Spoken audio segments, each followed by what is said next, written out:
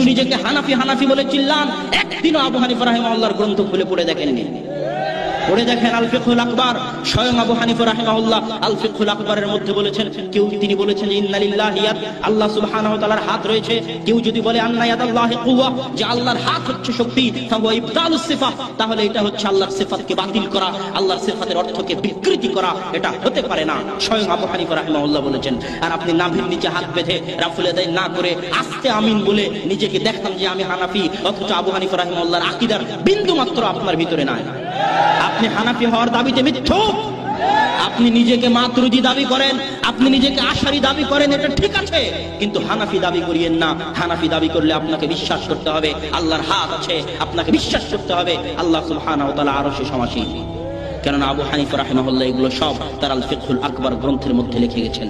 সম্মানিত উপস্থিতি, আজকে যারা আল্লাহ সুবহানাহু ওয়া তাআলাকে সর্বত্র বিরাজমান বলতে চায়, তাদের উদ্দেশ্যে শুধু এতটুকুই বলবো যে যারা আল্লাহ সুবহানাহু ওয়া তাআলাকে সর্বত্র বিরাজমান বলে তারা ফেরাউনি আকীদায় বিশ্বাসী। আমি বলিনি, ইবনুল কাইয়্যিম রাহিমাহুল্লাহ বলে গেছেন। কিভাবে? ফেরাউন তার মন্ত্রী হামানকে বলল, ইয়া হামান ইজআল লি সারহান কায়াত্তালি ইলা ইলাহি মুসা, হে হামান একটা বিল্ডিং বানাও, উঁচু বিল্ডিং। এই মুসা সারাদিন বলে যে তার আল্লাহ নাকি আসমানে আছে, তার আল্লাহ নাকি উপরে আছে। আমি ফেরাউন ওই বিল্ডিং এর উপরে উঠে দেখতে চাই যে মুসার আল্লাহ কোথায়, মুসার প্রতিপালক কোথায়। এটা আল্লাহ নিজে কোরআনে এইভাবে বর্ণনা দিচ্ছে। শুধু নিজেকে হানাফি হানাফি বলে চিল্লান, একদিনও আবু হানিফা রাহিমাহুল্লাহর গ্রন্থ খুলে পড়ে দেখেননি। পড়ে দেখেন আল ফিকহুল আকবার, স্বয়ং আবু হানিফা রাহিমাহুল্লাহ আল ফিকহুল আকবরের মধ্যে বলেছেন, কেউ তিনি বলেছেন ইন্না লিল্লাহি ইয়াদ, আল্লাহ সুবহানাহু ওয়া তাআলার হাত রয়েছে। কেউ যদি বলে আন্না ইয়াদাল্লাহি কুওয়া, যে আল্লাহর হাত হচ্ছে শক্তি, ফাহুয়া ইবতালুস সিফাত, তাহলে এটা হচ্ছে আল্লাহর সিফাতকে বাতিল করা, আল্লাহর সিফাতের অর্থকে বিকৃতি করা, এটা হতে পারে না। স্বয়ং আবু হানিফা রাহিমাহুল্লাহ বলেছেন। আর আপনি নাভির নিচে হাত বেঁধে রাফুল ইয়াদাইন না করে আস্তে আমিন বলে নিজেকে দেখান যে আমি হানাফি, অথচ আবু হানিফা রাহিমাহুল্লাহর আকীদার বিন্দু মাত্র আপনার ভিতরে নাই। আপনি হানাফি হওয়ার দাবিতে মিথ্যুক। আপনি নিজেকে মাতুরিদি দাবি করেন, আপনি নিজেকে আশারি দাবি করেন, এটা ঠিক আছে, কিন্তু হানাফি দাবি করিয়েন না। হানাফি দাবি করলে আপনাকে বিশ্বাস করতে হবে আল্লাহর হাত আছে, আপনাকে বিশ্বাস করতে হবে আল্লাহ সুবহানাহু ওয়া তাআলা আরশে সমাসীন।